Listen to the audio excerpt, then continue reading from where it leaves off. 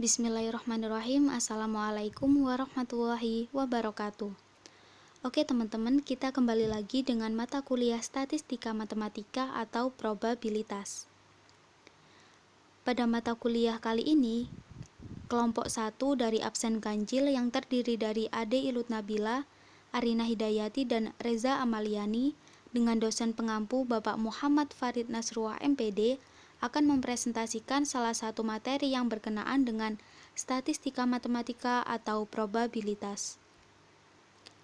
Pada mata kuliah kali ini, kita akan membahas mengenai permutasi dan juga kombinasi. Nah, sebelum kita menginjak ke pembahasan mengenai permutasi dan juga kombinasi, kita harus tahu dasarnya terlebih dahulu, teman-teman. Nah, dasarnya dari permutasi dan kombinasi itu apa sih? Nah, kita harus tahu terlebih dahulu mengenai faktorial. Faktorial merupakan perkalian bilangan asli dari n sampai dengan 1 yang dilambangkan dengan huruf n dan juga tanda baca seru, yang cara pembacaannya adalah n faktorial. Kemudian, bentuk dari n faktorial adalah n faktorial sama dengan n kali n-1 kali n-2 hingga kali 3 kali 2 kali 1. Nah, n sendiri merupakan bilangan asli ya teman-teman. Ini ada contoh soal yang kami berikan untuk kalian. Untuk contoh soal yang pertama, yakni 4 faktorial. Berhubung n-nya diubah menjadi angka 4, berarti semua huruf n yang ada di rumus diubah menjadi angka 4, teman-teman. Oke, 4 faktorial sama dengan 4. Kemudian dikalikan 4 min 1. Kemudian dikalikan 4 min 2. Dan yang terakhir dikalikan 4 min 3. Sehingga kita mendapatkan angka 4 dikalikan 3, dikalikan 2, dikalikan 1, dan hasilnya adalah 24.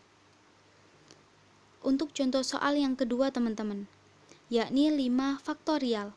Sama pengerjaannya seperti soal sebelumnya. Kita tulis terlebih dahulu angka 5, kemudian dikalikan 5 min 1, kemudian dikalikan 5 min 2, kemudian dikalikan 5 min 3, dan yang terakhir dikalikan 5 min 4. Sehingga kita mendapatkan angka 5 dikalikan 4, dikalikan 3, dikalikan 2, dan dikalikan 1, sehingga hasil akhirnya adalah 120. Berlanjut ke contoh soal yang ketiga, yakni 6 faktorial. Sama juga teman-teman, cara pengerjaannya seperti soal-soal sebelumnya. Kita tulis terlebih dahulu angka 6, kemudian dikalikan 6 min 1, kemudian dikalikan 6 min 2, selanjutnya dikalikan 6 min 3, kemudian dikalikan 6 min 4, dan yang terakhir dikalikan 6 min 5. Sehingga kita mendapatkan angka 6 dikalikan 5, dikalikan 4, dikalikan 3, dikalikan 2, dan dikalikan 1. Sehingga hasil akhirnya adalah 720. Nah, untuk 0 faktorial ini teman-teman, itu hasilnya adalah 1.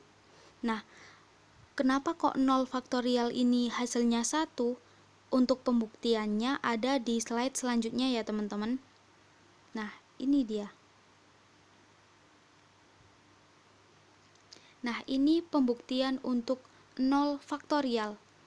Kita tulis terlebih dahulu untuk rumus faktorial tadi, yakni n faktorial sama dengan n kali n-1 kali n-2 dikalikan hingga sampai angka 3 kali 2 kali 1. Kemudian ini pemisalan selanjutnya ya teman-teman. Apabila variabel n diganti dengan n plus 1, maka kita tahu variabel n-nya harus diubah dengan n plus 1. Jadi semua variabel n yang ada di rumus sebelumnya diubah menjadi N plus 1 ya teman-teman, sehingga kita mendapatkan N plus 1 sama dengan N plus 1 dikalikan N. Kenapa kok dikalikan N? Karena kita tahu tadi variabel N-nya diubah menjadi N plus 1, sehingga N plus 1 min 1 hasilnya adalah N. Kemudian dikalikan N min 1, hasil dari N plus 1 min 2 adalah N min 1 ya teman-teman. Kemudian dikalikan N min 2 hingga dikalikan 3 kali 2 kali 1. Oke, sampai sini kalian paham ya teman-teman? Selanjutnya, coba substitusikan N kali, jadi untuk yang disubstitusikan yang sebelah ini teman-teman, yang sebelah sini itu disubstitusikan dengan N faktorial. Kenapa kok disubstitusikan dengan N faktorial? Karena coba kalian lihat, N faktorial sendiri adalah, maksudnya N faktorial sendiri bunyinya adalah N kali N min 1 kali N min 2, kemudian dikalikan hingga angka 3 kali 2 kali 1, sama seperti ini teman-teman. Sama seperti ini bentuknya. Sehingga disederhanakanlah dengan bentuk N faktorial. Maka jadinya seperti ini teman-teman. N plus 1 faktorial sama dengan N plus 1 faktorial dikalikan N faktorial. Atau apabila posisi ini dibalik, maka akan menjadi seperti ini teman-teman. Jadi ruas kanan yang ada N plus 1 faktorial dikalikan N faktorial itu dirubah dijadikan ke ruas kiri teman-teman. Jadi seperti ini. N plus 1 faktorial, maaf ya teman-teman, ini kurang faktorial di depannya bilangan N plus 1 ini. Harusnya ini N plus 1 faktorial dikalikan N faktorial, kemudian hasilnya N plus 1 faktorial. Ini hanya dirubah posisinya saja teman-teman. Barangkali kalian bingung, ini hanya dirubah posisinya saja. Nah, untuk berhubung ada bilangan yang sama, seperti N plus 1 faktorial ini kan sama dengan N plus 1 faktorial yang ada di ruas kanan. Nah, untuk N plus 1 faktorial yang ada di ruas kiri itu dipindah ruaskan ke kanan teman-teman. Jadinya seperti ini. N faktorial sama dengan N plus 1 faktorial dibagi N plus 1 faktorial. Kemudian kita kan sudah mendapatkan rumus ini ya teman-teman. Coba substitusikan variabel N tadi menggunakan angka 0. Sehingga kita dapatkan bentuk seperti ini teman-teman. 0 faktorial sama dengan 0 plus 1 faktorial dibagi 0 plus 1 faktorial, hasilnya adalah 1. Nah, maka dari itu, kenapa 0 faktorial sama dengan 1? Nah, ini dia pembuktiannya teman-teman. Barangkali kalian masih belum paham, jadi penjelasan saya bisa kalian ulang ya video dari penjelasan ini. Oke. Nah, setelah kita memahami apa itu faktorial dan bagaimana cara pengerjaan faktorial, kita menginjak ke pembahasan yang pertama teman-teman, yakni mengenai permutasi. Permutasi merupakan susunan dari semua atau sebagian anggota himpunan dengan memperhatikan urutan. Perlu diingat ya teman-teman, untuk permutasi selalu memperhatikan urutan. Nah, permutasi ini dibagi menjadi 3 macam teman-teman. Yang pertama yakni permutasi dari unsur yang berbeda. Nah, permutasi dari unsur yang berbeda ini banyaknya permutasi dari R unsur, berupa banyaknya permutasi dari R unsur yang diambil dari N unsur yang tersedia, kemudian dinotasikan dengan N permutasi R. Untuk rumus umum permutasi seperti ini teman-teman. Nah, kenapa ini kok bentuk notasinya banyak, sebab bentuknya tidak hanya seperti ini teman-teman. Bentuk simbol dari permutasinya ada yang bentuknya seperti ini, ada yang bentuknya seperti ini, dan ada juga yang dinotasikan seperti ini. Tapi semua sama teman-teman. Jadi untuk cara membacanya insya Allah yang benar itu N permutasi R. Jadi untuk rumus permutasi sendiri adalah N faktorial dibagi N min R faktorial. Untuk cara penulisan notasinya kalian bisa menggunakan salah satu dari ini ya teman-teman. Tidak hanya berpatok pada satu notasi. Jadi ada 3 opsi pemilihan untuk penulisan notasi dari permutasi. Seperti ini. Kemudian itu untuk permutasi dari unsur yang berbeda. Rumus umumnya seperti ini ya teman-teman, rumus umum dari permutasi. Selanjutnya untuk permutasi yang kedua. Permutasi yang kedua merupakan permutasi yang memuat beberapa unsur yang sama. Jadi jumlah semua unsur itu sama dengan N teman-teman. Kemudian unsur yang sama itu sama dengan P atau Q atau R. Jadi variabelnya ini bebas teman-teman untuk ini. Variabelnya bebas. Bisa kalian pakai STU atau VWX atau PQR, boleh saja.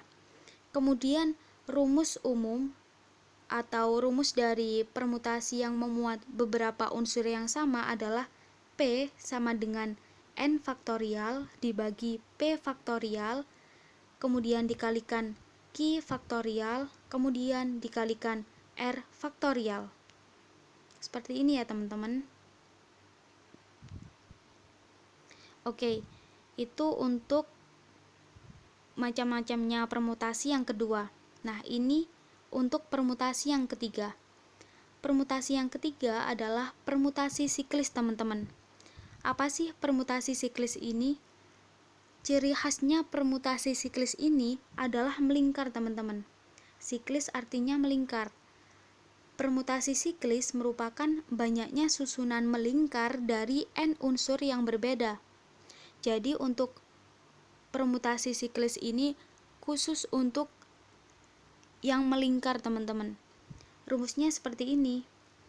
P siklis sama dengan N-1 faktorial. Ya, rumusnya sederhana ini teman-teman. Penulisannya P siklis sama dengan N-1 faktorial. Oke, sampai sini kalian paham ya teman-teman? Untuk apabila kalian masih belum paham dengan penjelasan saya, bisa kalian tanyakan di grup nanti ya teman-teman untuk pembahasan lebih lanjut. Atau kalian bisa mengulang video pembahasan yang sudah kami sajikan, oke? Selanjutnya, kami memberikan contoh soal dari permutasi teman-teman. Ini untuk contoh soal pertama.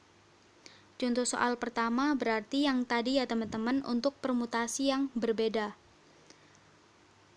Kita baca bareng-bareng ya soalnya. Soal nomor 1. Dari 6 karyawan yang potensial akan dipilih 2 karyawan untuk menempati jabatan direktur dan sekretaris. Banyak susunan karyawan yang mungkin untuk menempati jabatan tersebut adalah, kita tahu rumus umumnya permutasi adalah, ya benar, N permutasi R. Kita tulis terlebih dahulu ya teman-teman. N-nya adalah 6. Jumlah dari karyawan yang potensial yang akan dipilih ya. Untuk R-nya ada 2 teman-teman. Karena yang akan menempati sebuah jabatan hanya ada 2, yakni yang pertama adalah direktur, yang kedua adalah sekretaris. Kemudian kita masukkan ke dalam rumus ya teman-teman. Kita ingat tadi rumusnya permutasi adalah N permutasi R sama dengan N faktorial dibagi N min R faktorial. Kita tahu N-nya adalah 6, kita tulis 6. Kemudian R-nya adalah 2, kita tulis 2. Untuk N faktorial berarti yang ada di bagian pembilang adalah angka 6 faktorial, kemudian yang ada di penyebut adalah 6 min 2 faktorial. Sehingga kita dapatkan 6 faktorial dibagi 4 faktorial. Kita selesaikan. 6, kita tahu ya, 6 faktorial berarti 6 dikalikan 4 dikalikan untuk 6 faktorial adalah 6 dikalikan 5 dikalikan 4 dikalikan 3 dikalikan 2 dikalikan 1.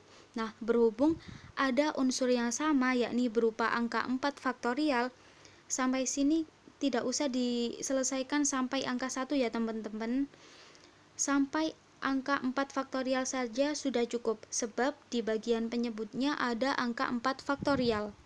Sehingga berhubung di bagian pembilangnya ada angka 4 faktorial, bisa kalian coret teman-teman. Sehingga kita dapatkan hasil 30 susunan.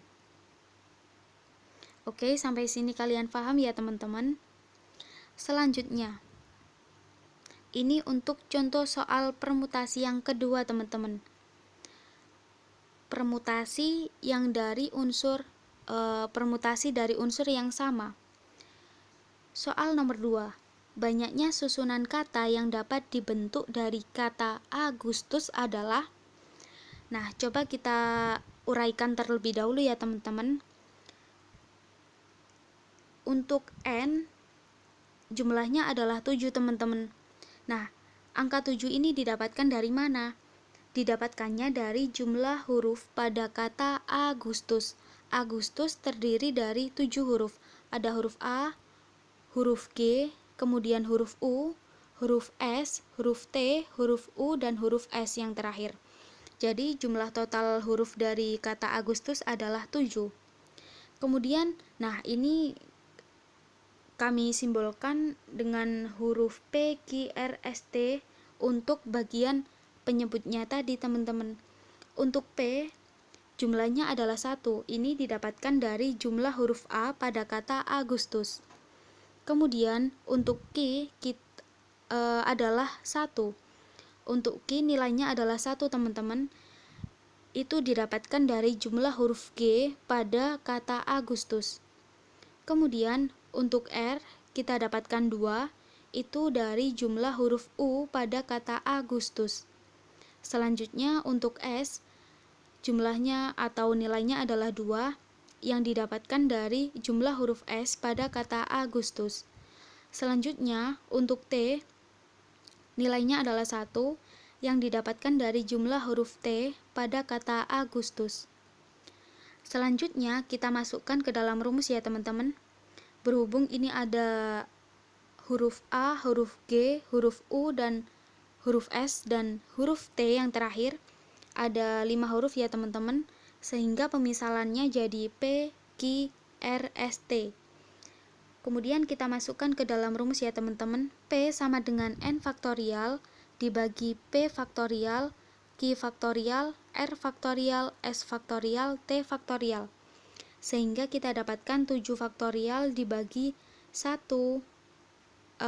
Ini dibagi 1 faktorial dikalikan 1 faktorial dikalikan 2 faktorial dikalikan 2 faktorial kemudian dikalikan 1 faktorial.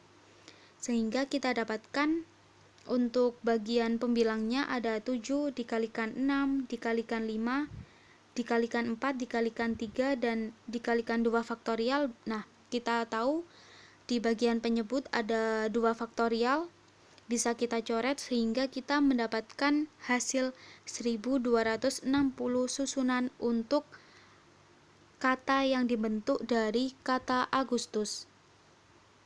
Oke, sampai sini kalian paham ya teman-teman. Selanjutnya untuk contoh soal yang ketiga. 4 orang anak yaitu Andi, Boni, Cindi, dan Doni akan duduk secara melingkar.